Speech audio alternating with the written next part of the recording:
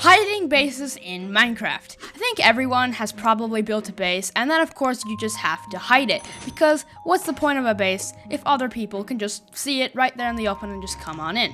So today, I'm going to be showing you the coolest way to hide your base in Minecraft with a few simple commands. So here is actually my secret base. Now from here you probably can't tell that there's anything here. It just kind of looks like a bit of the hill, some stone stuff going on over here. But if we walk up over here, you can see that the door just opens up for us. And we walk in to the simple looking room. Behind us the door closes, and on the side here we've got a lever that flicks open to give us the window, and then you can flick it again to close up the window so no one can see us. It's a great way to quickly get some light to see out to the horizon, but so that you can still close it up whenever you need to.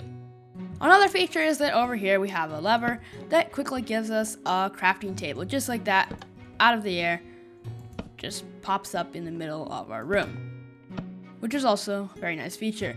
And last but not least, if you walk up here, you get some nice secret storage with all your barrels here, and then as soon as you walk away, the bookshelves go back to hide up the entrance. Alright, the first thing I'm going to show you is how to make that door that opens up when you walk close to it. Here's where I want my door to be, and for this thing you're going to need a repeating command block, a chain command block, a normal command block, a redstone torch, some redstone dust, and a comparator. First, what we're going to do is we're going to try and figure out when a player is nearby, and we can do that by placing a repeating command block right here, right underneath the entrance, and typing /execute if entity at a distance equals, let's say, 4. So it'll test for anyone who's within 4 blocks.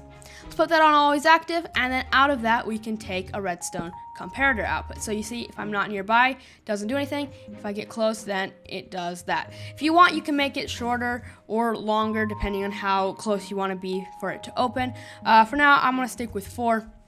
4, 3, that should be a good output.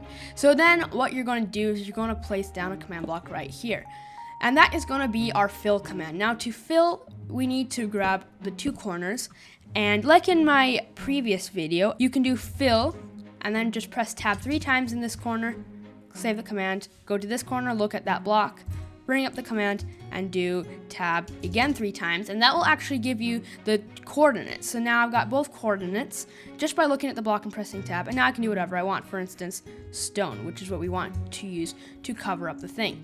Now when the redstone comparator output comes, we actually want it to open, so we're going to have air. So you see, it just opened up. So I'm going to copy that command and I'm going to put it in this command block. So now let's say I were to have a bunch of blocks here for now, acting as the doorway. If I were to come close, boom, they go away. Next, what we can do is just take a redstone torch off of that, and under here, we can actually put the same command, but instead of air, we put stone, like this. So now, as soon as I go away, it closes up, and when I go close, it opens. Now, if you want to get that nice breaking block effect, you can add destroy at the end of each thing. Just write destroy. And now it will actually destroy when you come close to it. And another thing is, if you want it to have a destroy effect when it closes like that, because here you see that nothing happened, you can do is just copy this command, copy this exact command, then go right here, just put in a chain command block, doesn't matter where it's facing as long as this one's pointing into it, and paste the command, the exact same command again.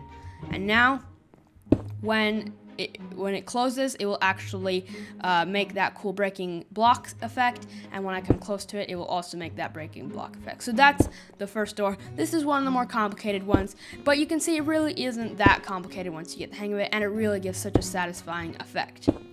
Before I continue, I'd like to quickly point out that you may experience something like this where it drops blocks when it breaks. So whenever it places it or it breaks, it will actually drop the blocks. Now, in some cases, this could be kind of cool, but if you don't want that, all you have to do is type /game rule, do tile drops, and then do false, and now you'll see it won't drop any items when it's destroyed and placed. So just a little bit of a tip there, just so you know. Now for the secret window, this is actually much simpler than the door.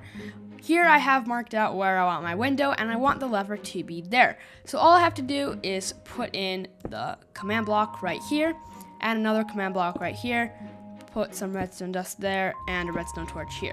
Now all we need to do is get the commands like before.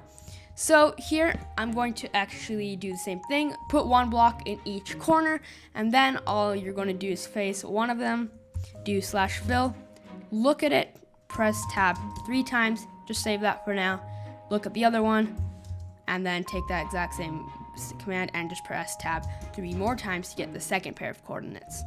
Then we're going to do stone, and we can already go ahead and do destroy because we want that nice destroy effect. So let's put that in the first command block, and we can take that exact same command and put it in the second command block. But instead of stone, we can put, for example, gray stained glass. And now you could put any type of glass. You could even put a different block if you want, but unless it's glass, it won't really work as a window. So now if we try flicking the lever, you can see that it switches between stone and glass and gives that nice destroy effect. And when it's closed, it is completely invisible from the outside. So it is a very secret window, and as you can see, barely takes up any space. Now for the crafting table. Now I think that with the information I've already given you, you can probably figure out how this is going to go. First, let's place down a command block right there, and a command block there with a chain command block. Now with this, we can first grab the coordinates. Now in this case, we only need 1 coordinates because it's only 1 block. So we can actually, instead of using fill, we can just use set block. Just press 3 times tab to get the coordinates of the block that you're looking at. And we can just do air. Start with air, and now it'll go away.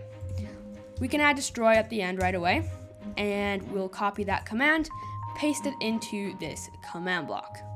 Then what we can do is go into the bottom command block, do the same command, but instead of air, put crafting table. And once again, you could just copy that command and put it in the second command block, the chain command block right after it, because you want it to make that destroy effect also when it comes back, so when it's being placed. And like I said, when it's being placed, you actually have to have 2 command blocks to get that effect. But it's the exact same command, so it shouldn't be too confusing. Next, from here, you just want to place a redstone torch on the side and some redstone dust on top. Next, all you have to do is just cover up your hole.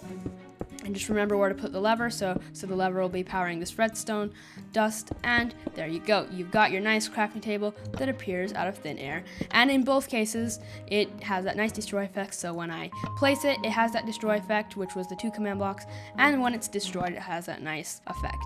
Now with the secret storage, it's essentially the same thing as the secret entrance that I showed at the beginning. First, we start off by putting a repeating command block right underneath the doorway, and we'll do execute if entity at a distance equals 3. And I'm putting 3 so that you have to be a little bit closer to open it, so you can't just be walking past and it'll open accidentally. And also, I didn't mention this before, but make sure you put 2 dots before the number, because this will allow it to not just open when you're 3 blocks away, but 3 blocks or closer. So make sure you put those 2 dots. Now we just put this on always active, and boom. Let's take out the redstone comparator output.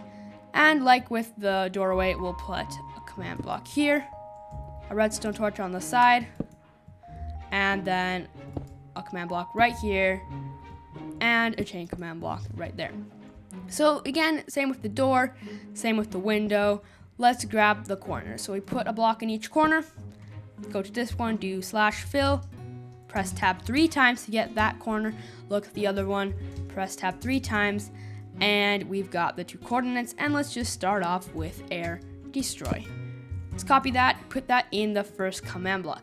Now we can go to the second command block down here, paste the exact same thing, but instead of air, let's put bookshelf. Bookshelf, and let's copy that exact same command onto the second command block, because when you're placing something, instead of destroying something, you need 2. So now you can see it's already working. When I come close to it, it destroys itself, and then when I go away, it places itself, and it has that nice effect.